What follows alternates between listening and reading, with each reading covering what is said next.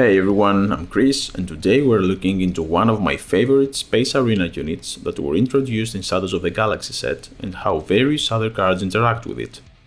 This is all about Lurking TIE Phantom.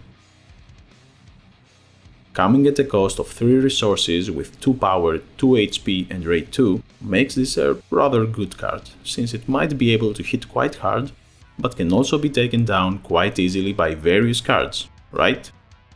Well, I guess most would agree that this statement is true, if not for the constant ability of Phantom.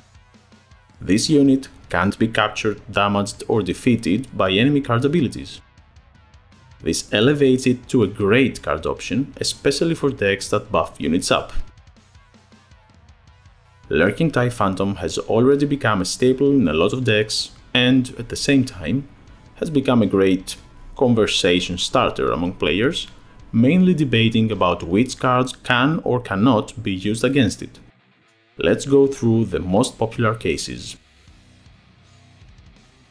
What happens if you play Power of the Dark Side while your opponent has Lurking TIE Phantom and other units in play? Can your opponent pick the Phantom as a target? If so, does it get defeated? There are players that claim that your opponent has to pick a unit other than the Phantom. That is incorrect. The Phantom ability does not read that it can't be the target of card abilities, it just states that it can't be captured, damaged or defeated by them. So yes, based on the do as much as you can principle of Star Wars Unlimited, your opponent can pick the Phantom as a target of Power of the Dark Side, and no, it won't be defeated. It pretty much negates Power of the Dark Side. Same as with Power of the Dark Side, TIE Phantom can be picked as a target of Avengers when played / on attack ability. There are those that claim that the player is the one doing the defeating, so Phantom can in fact be defeated. However, just like Power of the Dark Side, Avenger's ability states that the opponent just chooses which unit it is going to defeat. Some players, probably coming from other TCGs like Magic the Gathering, claim that Superlaser Blast is effective against TIE Phantom because it doesn't specifically target it. I guess that if the wording was something in the lines of "this unit can't be the target of enemy card abilities", Superlaser Blast could work against it. However, as stated before, this is not a matter of the Phantom not being able to be targeted by a card ability, hence, Superlaser Blast is not effective against it. A lot of players claim that because of how overwhelming Barrage is worded, it is a unit that is dealing damage to the targeted units. That could make for a solid argument, and that's probably why there is an official additional ruling on Lurking TIE Phantom that states that it can't be damaged directly by card abilities that deal damage, regardless of how those abilities deal the damage. Right now, you're probably thinking, okay, so the only way to deal with this thing is to just attack it with a unit. Well, that's the most obvious way, but no, it's not the only way.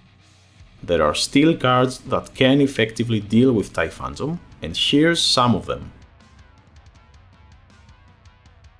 This is one of the most cost-effective ways to deal with a Phantom if you control a Force unit. First part of Force Lightning takes care of TIE Phantom's abilities, leaving it open to damage by the second part of it. I guess more people are going to add Force Lightning in their sideboard from now on. This could also be renamed to Phantom Counter, since so many players suggest using Make an Opening against the Phantom. And they are right. Make an Opening does not deal damage to its target, it just reduces its stats. Based on the last part of Rule 1.11.4, a card is defeated immediately if its HP is modified to 0.